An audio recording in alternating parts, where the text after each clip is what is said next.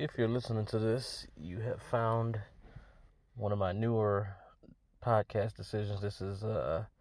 I named it Never Mind Me just because it's my thoughts, and I thought about what would I want to do if I did a separate podcast.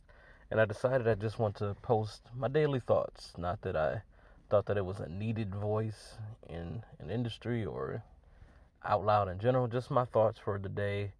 Probably more for myself than for anyone else, but if I do decide to post it, then hey, you get to hear my thoughts for whatever it's worth. I was kind of thinking about on my way to work today why a person would do a podcast in general, a person like me specifically, because you think about why would you do the things that you do in terms of putting yourself out there. So for me, I kind of think about it like, why would anybody care about my thoughts? I'm not rich, famous, or popular or nothing like that. So for me, I'm like, well, I probably wouldn't care. But I mean, I think that people use platforms like podcasts or blogs or vlogs or whatever social media that they choose to use just to express themselves, just to have a voice and feel like you're not just bottled up with all your thoughts or your emotions or your concerns. So I figured, why not use this for that platform? I knew I wasn't going to make it a journal or anything like that because I didn't want to. I don't like to talk about other people. I'll talk about myself all day long, but I don't like to talk about other people when they don't have a chance to have input or a rebuttal for whatever my perspective would be on a situation. So, but just thinking about why a person would do a podcast. I I did the first podcast, The Power of Hope, really just because I thought that it's important to have hope, and I still do them from time to time.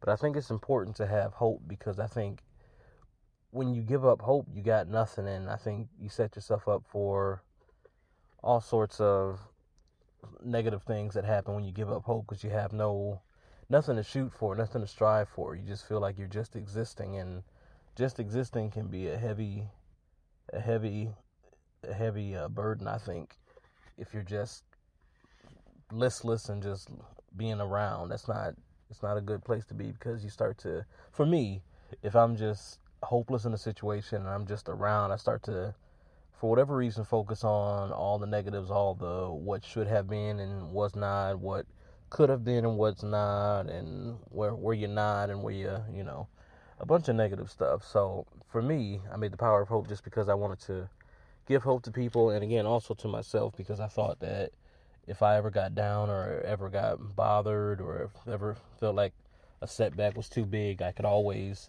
listen to one of those podcasts and be inspired. And for the most part, it really has helped me out. I don't know if anybody else, but I think it's helpful to hear a different perspective to at least give you kind of like a spark to think about your own life and what you want to do and what things that you're grateful for, what things you're happy about or proud of. The second podcast that I did was Some Roses Are Red, and really the purpose of that one, even though everybody I talked to, when I asked them to be on the show, they kind of take it as a relationship show. It's really not that. It's not. Well, I mean, it is a relationship show, but it's not like a romantic relationship show.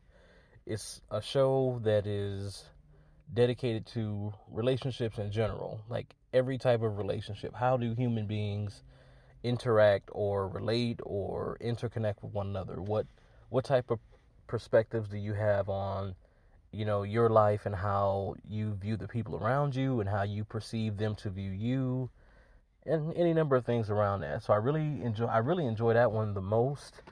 I low key, well, not even low key, high key. It bothers me that I haven't figured out the way to make it more popular. And I know popularity is not the goal. You want to have quality content, and I think I do, but I feel like I'm missing something. So I mull around with that one very often, and it's kind of difficult to get guests on there because people think that, like I said, it's a romantic relationship show. So people that I really wanted to have on the show and reached out to didn't want to be on there because their relationship wasn't where they wanted it to be, or they didn't think that they had anything to say. But I I mean, I tried my best to persuade them, but it still didn't work out because I think that it's important for me. I like to know how people navigate certain relationships. Like it always impresses me, like people that can speak to large crowds and people that are extremely personable, even on a one-to-one, because that's just not me. So things that are different from who I am as a person interest me. So I'm always interested in, especially the arts, people that draw or paint or things that are artistic like that. I'm insanely interested in because that's not my forte. I don't know much about that. I couldn't speak to how to do something and the inspiration and what your mindset is. So I think I like that more than anything. So I use podcasts for me. Why, if to answer my question, I guess, why would a person make a podcast? You make a podcast because you want to be heard. I think it's the same reason that we write in our journals and that we join, social media, and the reason that we go out. We want to be heard, we want to be understood, and we want to be received by somebody, I think. So that's part of the reason why I do it. So I guess why would I do this podcast? Thinking that nobody really cares about your thoughts, and like you're not rich or you're not successful or you're not a powerful person.